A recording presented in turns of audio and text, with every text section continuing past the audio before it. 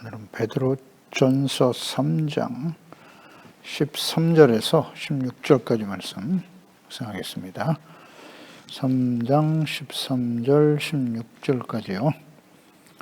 있습니다. 또 너희가 열심으로 선을 행하면 누가 너희를 해하리요. 그러나 의를 위하여 고난을 받으면 복 있는 자니 그들이 두려워하는 것을 두려워하지 말며 근심하지 말고 너희 마음에 그리스도를 주로 삼아 거룩하게 하고 너희 속에 있는 소망에 관한 이유를 묻는 자에게는 대답할 것을 항상 준비하되 온유와 두려움으로 하고 선한 양심을 가져라. 이는 그리스도 안에 있는 너희의 선행을 욕하는 자들로 그 비방하는 일에 부끄러움을 당하게 하려 함이라. 아멘. 의를 위해 고난을 받을 때 필요한 태도. 예수 그리스도 안에서 거듭나 하나님의 자녀 백성이 되어 이 땅에 사는 동안 하나님을 누리며 하나님의 나라죠. 하나님의 다스림을 받는 하나님의 나라를 누리며 영원한 하나님의 나라에 서게 될 하나님의 자녀들은 이 땅에 살아가는 동안에 꼭 필요한 것이 있는데 특히 혀를 악에서 금하여 입술을 거짓말해서 금해야 된다 그랬어요. 말을 조심해야 된다. 거짓말하지 말고 악을 버리고 선을 행하라. 화평을 찾아 따르라고 말씀하셨죠. 그래서 하나님의 나라 천국에 들어가기를 소망하는 자들이 유의해야 할 일들이죠. 선하고 의롭고 불쌍히 여기며 겸손히 행하는 것, 즉 화평과 거룩함을 잘 따라가야 합니다. 그러니까 화평과 화목을 구하는 일, 이것이 사실 하나님께서 예수 그리스도 안에서 우리의 죄를 사하고 용서하시고 하나님과 화목하게 하신 부르신 목적이고 화목케 하는 직분을 우리에게 주셨다고 하셨는데 화평케 하는 자가 되는 거예요. 그럴 때 사람들로 하여금 우리가 진정 하나님의 아들이라 일컬음을 받게 될 것이다. 이게 진짜 복이라고 말씀하셨는데요. 화평케 하는 일, 그건 서로 불쌍히 여기는 거예요. 불쌍히 여기고 관용하고 용서하고 이해하고 상대방의 입장에 생각할 줄 아는 마음. 감정이입, 공유 이런 것들이죠. 그리고 온유와 겸손, 이 화평 안에 모든 중요한 그리스도인들의 덕목들, 예수 그리스도의 마음이 다 들어있는 거죠. 말씀과 성령으로 거듭난 하나님의 자녀들이 이 땅에 살아가는 동안에 여러 가지 시련과 어려움, 박해를 당하게 되는데요. 그럴 때 어떻게 대처해야 되는가에 대해서 말씀하고 있죠. 13절에 보면 열심으로 선을 행하면 누가 너희를 해하리요 그랬어요. 열심으로 선을 행하는데 누가 너희를 해할 것이냐.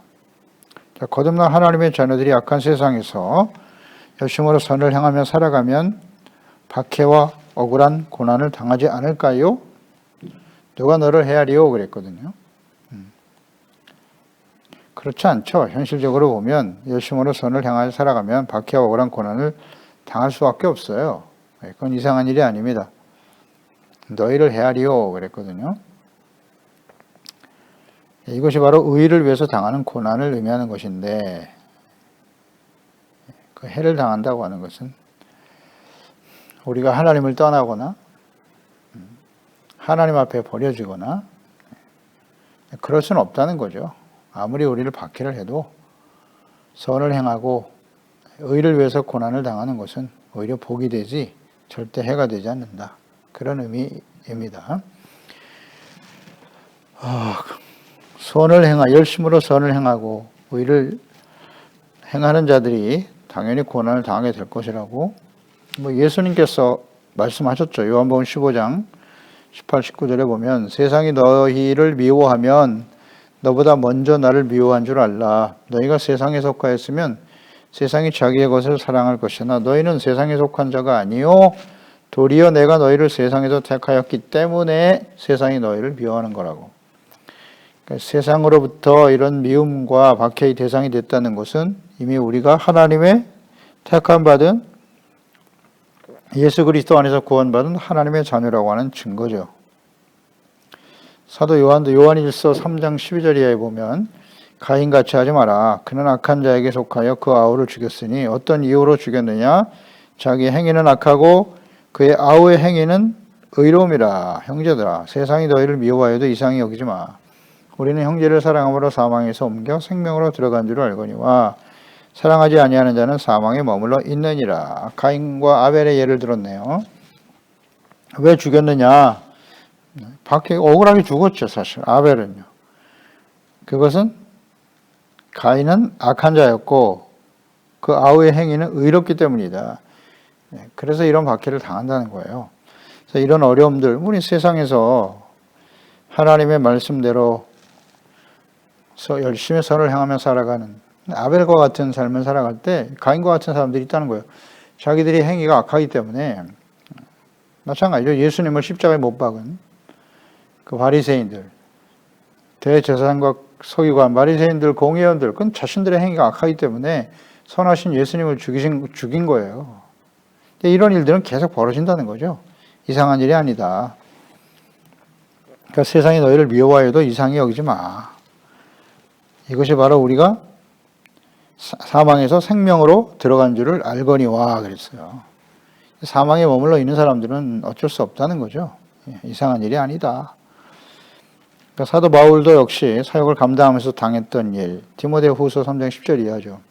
나의 교훈과 행실과 의향과 믿음과 오래 참음과 사랑과 인내, 박해를 받음과 고난과 또한 안디옥과 이고니온과 루스드라에서 당한 일과 어떠한 박해를 받는 것을 내가 과연 보고 알았거니와 주께서 이 모든 것 가운데서 나를 건지셨다. 무릇 그리스도 예수 안에서 경건하게 살고자 하는 자는 박해를 받는 것이다. 사도 바울의 사역도 그랬고 예수님도 그랬고 제자들 역시 마찬가지고 그렇습니다. 그리스도 안에서 경건하게 살고자 할 때 이런 박해를 받는 건 너무나 당연한 일이다. 이상한 일이 아니야. 우리가 구원받았다는 증거죠. 그래서 이렇게 거듭난 하나님의 자녀들이 세상에 살면서 박해와 어려움, 고난을 당할 때, 억울한 고난을 당할 때 그때도 우리는 열심으로 선을 계속 행해야 되는 거예요. 계속해야 됩니다. 그럴 때 그들이 우리를 해할 수 없다는 거죠. 로마서 12장 17절 이하죠. 아무에게도 악을 악으로 갚지 말고 모든 사람 앞에서 선한 일을 도모해라. 할 수 있거든 너희로서는 모든 사람과 더불어 화목하라. 악에게 지지 말고 선으로 악을 이겨라. 갈라디아서 6장 7절로 9절에 말씀하죠. 스스로 속이지 마라. 하나님은 업신여김을 받지 아니하시나니 사람이 무엇으로 심든지 그대로 거두리라. 자기의 육체를 위하여 심는 자는 육체로부터 썩어질 것을 거두고 성령을 위하여 심는 자는 성령으로부터 영생을 거두게 되는 거다. 우리가 선을 행하되 낙심하지 말지니 포기하지 아니하면 때가 이르면 거두리라. 아멘. 예.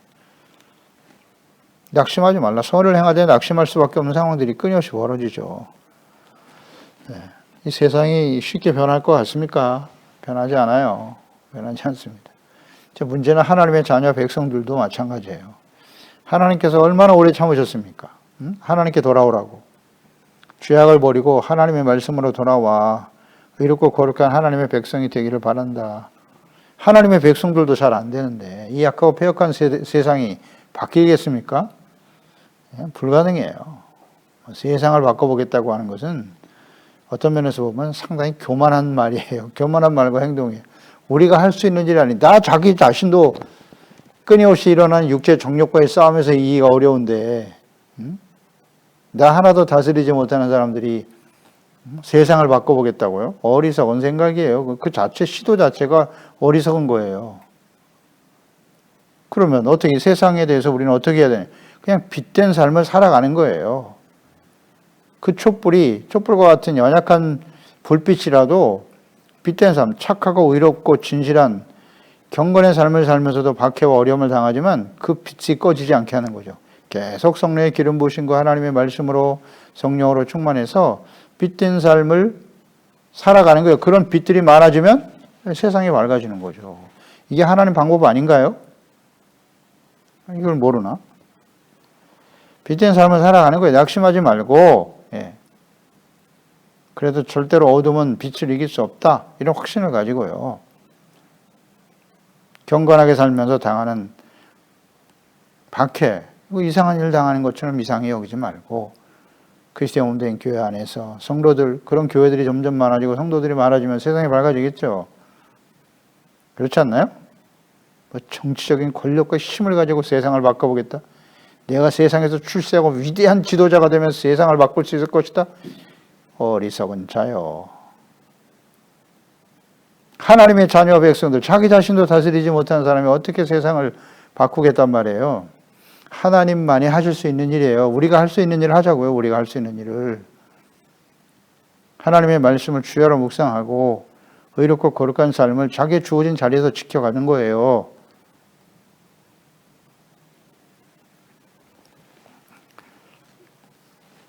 그리고 낙심하지 말고 선을 행하자 낙심하지 말자. 아무리 봐도 세상이 변할 것 같지 않거든요.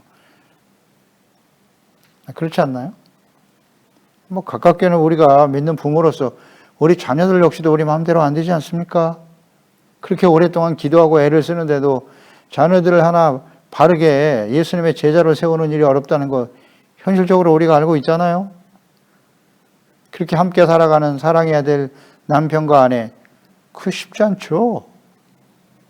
그런데 무슨 세상을 바꿔보겠다고 주어진 자리에서 묵묵히 하나님의 말씀을 따르는 착함과 의로움과 진실함, 오래 참고 자비양선의 마음을 가지고 성령님의 도우심이 절대적으로 필요하죠. 우리 힘으로는 안 돼요.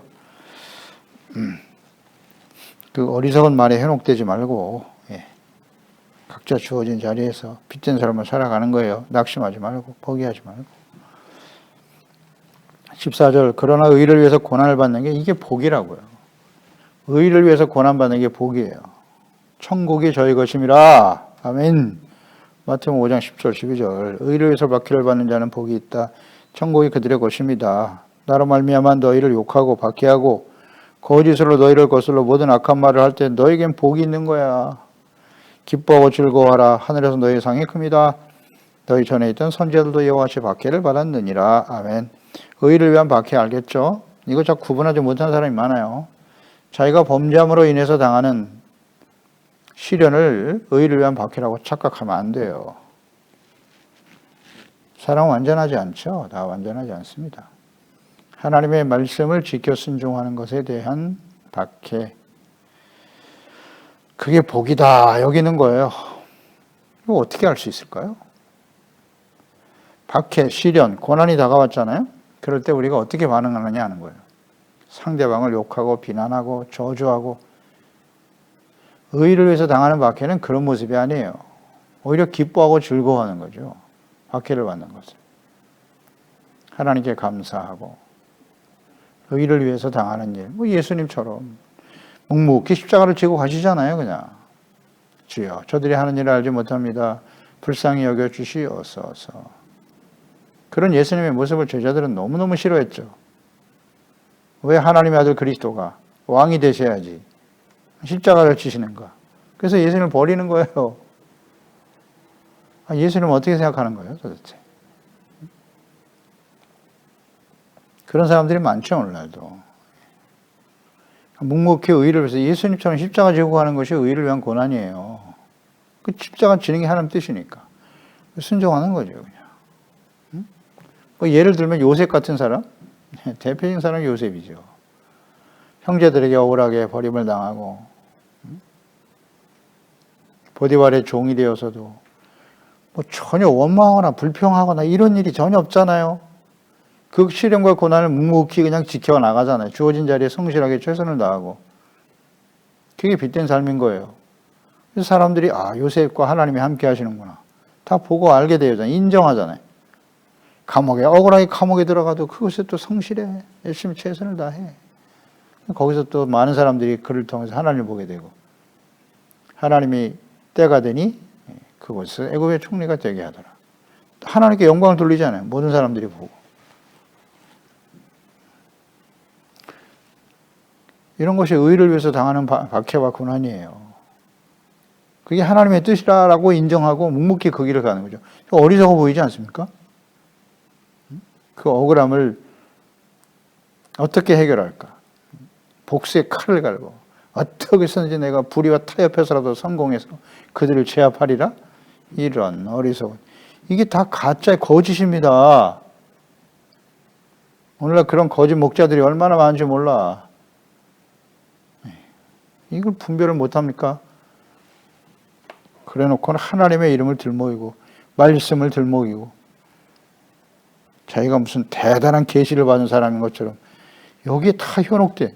이런 걸 분별을 못하면서 왜 그럴까요? 유유상종. 그 말밖에 떠오르질 않아요. 유유상종. 같은 사람은 같은 사람끼리 모이는 거예요. 성향이 비슷하거든. 묵묵히 주어진 자리에서 하나님의 말씀을 지켜 순종하는 삶을 살아가는 거예요. 그래서 고난을 받는 거예요. 그게 복이지. 손해보고 상처당하고 내가 조금만 상처를 당하거나 남들이 나에게 무슨 모함을 하고 이거 보세요. 나 때문에 예수님 때문에 악한 말을 할 때 너희에게 오히려 복이 있는 거라고. 밖에 거짓으로 거슬러 너희를 참기 어렵죠 이거. 사실이 아닌 거짓을 만들어서 끊임없이 모함하고 이거 견디기 어렵습니다. 그럴 때 우리는 어떻게 반응하죠? 그냥 묵묵히 가는 거예요. 하나님이 알아서 정리해 주실 거야. 분노할 필요도 없고요. 뭐 억울하다고 소리칠 필요 없어요. 하나님 앞에서 내가 잘못한 거 있으면 회개하면 되고요. 회개하면 되고 하나님의 때를 기다리면 되는 거지. 오히려 기뻐하고 즐거워하라. 왜 기뻐하고 즐거워해야 돼요? 이 억울한 일을 당했는데. 하늘에서 너희의 상이 크기 때문이다. 아멘. 과거의 선지자들도 그랬고 예수님도 그러셨잖아요. 본을 보이셨는데 뭐 예수님의 제자들 역시 마찬가지 다 그 길을 갔어요. 그러므로 낙심하거나 두려워하지 말고 근심하지 말고 불평 원망하지 말고요.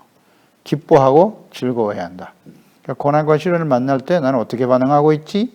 그걸 보면 알겠죠. 기뻐하고 즐거워하면 그게 의를 위한 박해예요. 근데 뭔가 마음이 불편해. 원망, 불평, 남들을 막 저주하고 비난하고 그 대부분이 다 자기 죄 때문에 당하는 일이에요. 안 그렇다고요? 잘 한번 묵상해 보세요.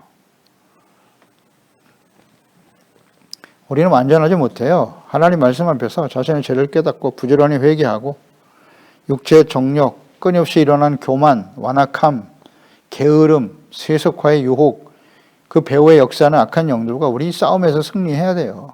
싸워야 돼요.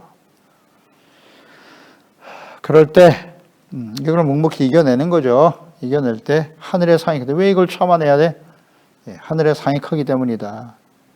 이기는 자에게 하나님이 주시는 상급, 요한계시록 2장 3장에 소아시아 7교회에 주시는 주님 예수님의 말씀이잖아요. 회개하라 이기는 자가 되라 성령의 교회에게 하시는 말씀을 들어라. 그럴 때 주시는 상급 계시록 2장 10절 너는 장차 받을 고난을 두려워하지 마. 볼지어다 마귀가 장차 너희 가운데서 몇 사람을 옥에 던져 시험을 받게 할 거야. 너희가 10일 동안 환난을 받으리라. 내가 죽도록 충성하라. 그리하면 조건절 내가 생명의 멸관을 너에게 주리라. 아멘. 생명의 멸관. 하나님의 나라에서 받을 생명의 멸관이잖아요. 영원한 생명. 계시록 3장 5절 이기는 자는 이와 같이 흰옷을 입을 것이요 세마포 흰옷을 입은 자만이 하나님 앞에 설 수 있어요. 내가 그 이름을 생명책에서 결코 지우지 아니하고 할렐루야. 이게 신령한 하나님의 하늘에서 받을 상급이죠. 그 이름을 내 아버지 앞과 그의 천사들 앞에서 시인하리라. 아멘. 내가 너를 알아. 할렐루야. 이런 게 상급 아닌가요? 그 생명책에서 이름이 지워지지 않는데요. 생명책에서 이름이 지워지지 않는다. 그 생명책에 없는 사람은 어떻게 되는 거예요? 그 이름이 없으면 불과 요항에 있다는 불과 용에 떨어지게 되는 거예요. 그게 둘째 사망이라고 하시잖아요. 이 생명책에 이름이 기록되지 않은 사람은 다 거기에 참여한다고. 그러니 이게 얼마나 큰 축복입니까? 결코 지우지 아니하고 지워질 수도 있다는 거잖아요. 3장 12절 이기는 자는 내 하나님 성전의 기둥이 되게 하리니 그가 결코 다시 나가지 아니하리라. 내가 하나님의 이름과 하나님의 성 곧 하늘에서 내 하나님께로부터 내려오는 새 예루살렘의 이름 계시록 21장에 잘 나와 있죠. 새 이름을 그 위에 기록하리라. 새 예루살렘과 이 땅에 하나님의 심판이 끝나고 이 말, 새로운 하나님의 나라에 그 이름을 기록하겠다. 영광스러운 일이죠. 계시록 3장 12절에 이 말씀을 하셨고 3장 21절이죠. 이기는 자 그에게는 내가 내 보좌에 함께 앉게 하여 주기를 내가 이기고 아버지 보좌에 함께 앉은 것과 같이 하리라. 아멘. 예수님 보좌 우편에 앉아 계신 것처럼 우리도 그와 같은 자리에 서게 한대요. 할렐루야. 이 영광스럽지 않습니까? 이것이 우리의 소망 아닌가요? 그래서 이 땅 어차피 나그네예요. 잠시 잠깐이고 사람은 다 한 번은 죽어요. 아무리 애를 써도 죽을 수밖에 없는데 문제는 어떻게 죽느냐가 중요하겠죠. 어떻게 살다가 죽느냐. 한 번은 죽는 거예요. 그러니까 영원한 하나님의 나라의 소망을 두고 살다가 인생을 마감할 것인가. 사도 바울의 고백처럼 선한 싸움을 싸우고 나의 달려갈 길을 다 달려가고 믿음을 지켰으니 이로써 나를 위하여 의에 밀려가니 외되었도다. 이런 고백을 할 수 있어야죠. 의를 위해 사는 거예요. 주어진 사명, 맡겨진 자리에서 묵묵히 그 사명을 감당하는 겁니다. 억울하게 목이 잘려 인생을 마감했지만 사도 바울의 삶, 그게 정말 복되고 가치 있고 행복한 삶이라고 여겨지나요? 하늘의 상급을 바라본 사람들은 그게 영광스러운 삶인 걸 알아요. 두려워하지 않습니다. 눈앞에 보이는 이익 때문에 불의와 타협할 수 없는 거죠. 요셉처럼.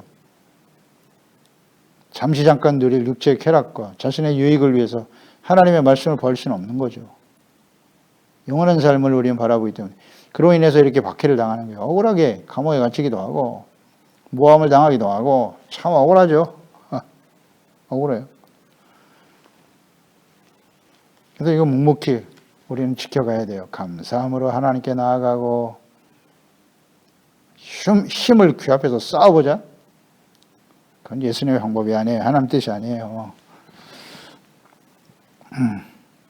너의 마음을 그리스도를 주로 받아 15절 거룩하게 하라. 저게 어려움을 당할 때는 이걸 우리가 잘 지켜야 된다는 거예요. 이게 정말 소중하죠. 의를 위해 고난을 받는 걸 복이라고. 그러니까 두려워하거나 두려워하지 말고 그들이 두려워하는 것을 두려워하지 말고 근심하지도 말라는 거죠. 오히려 기뻐하고 감사하고 하늘에서 하나님이 약속하신 상급을 바라보면서 기뻐하고 감사하고 즐거워하라. 아멘. 그 다음 15절이잖아요. 너희 마음에 그리스도를 주로 삼아 거룩하게 하라. 거룩에 힘써야 돼요. 이런 어려움을 당할 때. 거룩함을 상실하면 그것이 세상 사람들로부터의 정죄, 책망, 비난의 원인이 될 수 있으니까 그런 원인 제공을 하지 말자는 거죠. 그러면서 거룩하게 산다. 살기 위해서 필요한 게 뭐다? 마음에 그리스도를 주로 삼아라. 마음에 그리스도를 주로 삼아 그랬어요. 마음에 그리스도를 주로 삼는다는 게 무슨 뜻인가요? 우리 마음속에 진정 예수 그리스도가 주인이 되게 하라는 거잖아요. 주인. 입술로만 주여 주여 하는 자가 아니라 진실로 나의 마음에 주로 삼아야 된다고. 마태복음 6장 24절이죠. 한 사람이 두 주인을 섬기지 못할 것이니 혹 이를 미워하고 저를 사랑하거나 혹 이를 중히 여기고 저를 경히 여김이라. 너희가 하나님과 재물을 겸하여 섬기지 못하느니라. 그렇습니다. 예수님이 하신 말씀이잖아요. 이 세상의 모든 사람들은 하나님과 그리스도를 주로 섬기는 사람과 재물, 자기 자신을 포함한 재물, 결국 다 재물이에요. 돈 때문에. 이 재물이 하나님과 겨룰 수 있는 모든 사람들이 주로 섬기는 그런 원인이란 말이에요. 아주 중요한 대상이란 말이죠. 재물이. 그러니까 하나님을 주인으로 섬기거나 혹은 재물을 주인으로 섬기거나 둘 중에 하나일 뿐이에요. 이건 뭐 속일 수 없어요. 사랑과 가치를 하나님께 두고 사느냐, 재물에 두고 사느냐. 이렇게 말씀하셨잖아요. 절대 두 주인은 없다고. 그러니까 마음의 주로 내가 주인으로 섬기고 나의 최대의 관심사, 나의 삶의 목적, 내가 정말 사랑하고 가치를 두고 있는 것은 하나님이냐, 재물이냐, 자기 자신이냐. 끊임없이 질문해야죠. 그러니까 문제는 뭐냐면 우리가 말씀 묵상하면서 계속 깨닫게 되는 건데 하나님의 전의 백성들이 멸망을 향해 달려가는 이유, 무지라고 그랬잖아요. 무지. 하나님을 모르고 또 하나는 자기 자신을 몰라. 다른 사람은 다 아는데 그 선지서 말씀을 보세요. 예루살렘이 멸망하는 것을 보고 주변 모든 사람들이 다 말해요. 저들이 자기가 섬기는 하나님을 버리더니 저렇게 됐구나. 다 알아요, 다. 근데 본인만 몰라. 절대 인정 안 해. 안타깝죠? 오늘도 마찬가지예요. 주변에 하나님을 믿지 않은 모든 사람들이 교회와 그리스도인들을 욕하고 있는데 자기 자신들 많은 의의를 위해서 박해를 받고 있다고 생각하는 거예요. 자신들이 얼마나 심각한 상태인가를 인정을 안 해. 이게 문제예요. 예수님을 주로 섬기고 마음의 주를 섬겨요. 사랑과 가치를 마음에 두고 있어야 되는데 다 재물에 두고 있잖아요. 권력, 재물, 성공, 출세. 이거 다 안 믿는 사람도 다 아는 것을 교회와 그리스도인들만 모르네. 그러니까 하나님께서 채찍을 드신 거죠. 근데 아직도 깨닫지 못하는 것 같아요. 교회와 그리스도인들이. 마태복음 7장 21절에 나더러 주여 주여 하는 자마다 다 천국에 들어갈 것이 아니요 다만 하늘에 계신 내 아버지의 뜻대로 행하는 자라야 들어가리라. 아멘. 보세요. 마음에 그리스도를 주로 섬기는 자들은 입술로만 주여 주여 하는 자가 아니라 하나님 아버지의 뜻대로 행하는 자라고. 그런 사람들이 어떤 사람? 거룩한 사람들이죠. 하나님의 뜻을 행하는 거냐? 자기 자신의 뜻을 행하는 거냐? 뭐 간단한 문제잖아요. 자기 자신에게 끊임없이 질문해야죠. 나는 하나님의 뜻에 순종하는 사람인가? 나의 뜻에 따라서 그것이 옳다고 여기며 살아가는 사람인가? 둘 중에 하나인데 뭐 이렇게 나타나겠죠. 하나님의 말씀을 전혀 모르거나 하나님의 말씀과 뜻에 대한 이해가 없으면 어떻게 되는 거라고요? 철저하게 자기 뜻대로 사는 거죠. 자기가 옳다고 여기는 대로 자신이 가지고 있는 지식, 경험, 정보 이것을 바탕으로 그냥 살아가는 거예요. 그렇죠? 또 하나는 하나님의 말씀과 뜻을 듣긴 들었어. 들었는데 확실히 잘 몰라. 확실히 잘 모르면서도 그렇지만 하나님은 계속 말씀해 주시거든요. 깨우쳐 주시고 교회 나와서 예배드리고 그리스도인으로 살아가면서 하나님의 말씀을 듣기도 하는데 문제는 그 말씀을 들어도 하나님의 뜻보다는 자신의 뜻이 더 중요한 거야. 이걸 우리는 뭐라고 해요? 완악함. 무지와 완악함이에요. 하나님의 말씀과 뜻을 모르거나 하나님의 말씀을 들어도 자신의 뜻을 굽히지 않는 완악함. 이것이 바로 과거에 하나님의 백성들의 멸망의 원인이고 하나님의 아들 예수 그리스도를 거부하고 십자가에 못 박았던 이유고 그 이후에 모든 시대에 있었던 하나님의 자녀들의 모습이고 오늘날 이 시대도 마찬가지 아주 뚜렷하게 나타나고 있죠. 하나님의 이름을 부르고는 있지만 주여 주여 하지만 마음에 그리스도를 주로 섬기지 않아요. 자기가 주인이야. 아닌가요?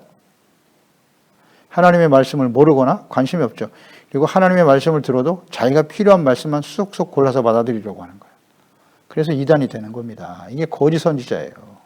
거짓된 믿음. 자기 본의의 신앙. 우상숭배죠. 우상숭배. 이거 정말 조심해야 됩니다. 내 마음에 그리스도가 주가 되시는가 생각하라. 예수님을 주로 섬기면 하나님의 뜻에 관심을 갖게 되죠. 그리고 말씀을 주야로 묵상하게 되고 그 말씀대로 순종하는 것이 곧 의가 되는 거예요. 거룩한 자가 되는 거죠. 삶의 가치, 나의 삶의 주인이 하나님이시니까 말씀이 언제나 중심이 되니까 그것이 나의 삶의 목적이고 가치 기준이 되고 그러니 거룩의 핵심 뭐라고요? 성결과 구별이잖아요. 구별. 삶의 목적, 가치 기준, 삶의 우선순위, 가치 우선순위 내가 이 땅에 살아가는 이유, 목적 이런 것들이 달라지잖아요. 그게 거룩 아닌가요? 세속적인 욕망, 썩어져 버릴 세상에 욕망에 초점을 두고 인생을 산다? 그건 아니죠. 하나님의 말씀과 뜻 앞에 날마다 자기의 생각을 쳐서 복종시키고 또 회개하고 돌이키면서 하나님의 말씀대로 따르지 못하는 자신 때문에 눈물을 흘리는 거죠. 정말 안타깝잖아요. 이렇게 오랫동안 신앙생활을 했는데 한순간 육체의 쾌락 때문에 범죄하게 되고 하나님의 자녀답게 말하고 행동하지 못하는 우리의 모습들. 자괴감이 들 때도 많아요. 저도 마찬가지고요. 그렇게 사랑하라고 순종하라고 말씀하시지만 잘 안 될 때가 많잖아요. 감정이 앞서고 주여. 그것 때문에 안타까워하고 애통해하는 것이 거룩한 삶이 아닐까요? 그래서 그리스도 안에 있는 소망을 굳게 붙들고 어떤 상황 속에서도 영원한 하나님의 나라, 소망에 대한 확신을 가지고 인생을 살아가야 하는 거예요. 그 소망에 대해서 누가 물어보든지 아주 분명하게 대답할 수 있어야 된다는 거예요. 흔들리지 않는 소망. 그럴 때 온유함과 두려움으로 하라 그랬어요. 온유, 하나님을 신뢰하는 행동이죠. 말씀에 대한 절대적인 순종이 온유입니다. 온유. 두려움은 하나님을 경외하는 마음이죠. 그러니까 어떠한 고난이 다가와도 소망 가운데 그런 박해와 시련들 앞에서도 이상한 일 당하는 것 같이 여기지 말고 온유한 태도로 막 대적하려고 하면 안 돼요. 온유함과 두려움으로 하라잖아요. 언제나 온유한 자세로 해야 되고 하나님 앞에서 하나님을 경외하고 두려워하는 마음으로 임해야 되는 거예요. 그래서 16절에도 의를 위해서 박해를 당할 때 선한 양심을 가져야 된다. 선한 양심. 선한 양심, 착한 양심이죠. 이것은 말씀과 성령으로 거듭난 자들에게 주어지는 하나님의 은혜의 선물이에요. 동물에게는 양심이 없어요. 하나님께서 주신 양심, 이게 자연계시라고 하잖아요. 양심. 사람들은 죄를 싫어하고 멀리하고 의를 추구하려고 하는 마음이 있어요. 그게 양심이에요. 양심. 근데 죄로 인해서 양심이 화인 맞아 죽어버렸단 말이에요. 태어날 때부터 양심이 있는데 그 양심이 죽어 있어요. 다 사람은 양심에 찔려요. 잘못을 행하면. 근데 점점 이 악이 계속 반복되다 보면 양심이 화인 맞아서 굳어지게 된다. 죽어버린다는 거죠. 디모데전서 4장 1절로 2절에 그러나 성령이 밝히 말씀하시기를 후일에 어떤 사람들이 믿음에서 떠나 미혹하는 영과 귀신의 가르침을 따르리라 하셨으니 자기 양심이 화인을 맞아서 외식함으로 거짓말하는 자들이라고. 외식, 거짓말이죠. 잘못인 줄 알면서도. 거짓으로. 그러니까 이런 사람은 결국 믿음에서 떠나게 된다는 거예요. 그래서 우리가 히브리서 10장 22절에 우리가 마음의 뿌림을 받아 예수님의 피뿌림이죠. 악한 양심으로부터 벗어나고 몸은 맑은 물로 씻음을 받았으니 참 마음과 온전한 믿음으로 하나님께 나아가자. 예수님의 보혈로 이 양심이 회복된 거예요. 회복되었어. 그래서 하나님의 말씀 앞에서 죄를 깨닫게 되고 돌이키게 되는 거죠. 양심이 살아있다는 것은 자신이 하나님 앞에서 온전하지 못하다는 사실을 깨닫게 되는 거예요. 자신의 죄를 깨닫고 회개하고 돌이키는 자가 되더라. 그게 착한 양심이에요. 죄를 지면서도 그걸 합리화시키고 죄가 아니라고 스스로 생각하고 이거 양심에 화인 맞은 사람이죠. 죽어 있는 사람들이에요. 근데 우린 그리스도인들은 예수님의 피뿌림을 통해서 선한 양심이 회복된 사람들이잖아요. 깨끗한 마음이죠. 깨끗한 마음. 그래서 이것을 계속 유지하는 것이 필요해요. 성령과 말씀으로 깨끗하게 유지되는 양심이 바로 착한 양심이에요. 선한 양, 선하다. 의의를 소중하게 여기고 또 긍휼히 여기는 거죠. 많은 사람들을 불쌍히 여길 줄 아는 마음, 겸손한 마음, 선한 양심이죠. 이걸 지켜가는 사람이 되어야 한다. 그래야 박해를 받지만 사람들로부터 우리의 악행으로 인해서 그리스도의 이름을 더럽히는 그런 일들을 하지 않을 것이다. 기도하겠습니다. 하나님 아버지, 오늘도 주의 말씀을 통해서 이 악하고 패역한 세대에 우리가 하나님의 자녀로 살아갈 때에 많은 시련과 박해와 어려움을 당하게 되는데요. 뭐 이상한 일이 아닙니다. 이런 일을 당할 때 우리가 오히려 의를 위해 박해를 받는 것이 복이다 라고 확신하면서 살아갈 수 있게 도와주시고요. 열심으로 계속 선을 행해야죠. 두려워하거나 근심하지 말고 오히려 즐거워하고 기뻐해야 합니다. 왜? 하늘의 상이 크기 때문이죠. 그래서 우리는 선한 양심을 가지고 소망 가운데 흔들림 없이 주님을 따르는 우리 모두가 될 수 있게 도와주세요. 예수님의 이름으로 기도드립니다. 아멘.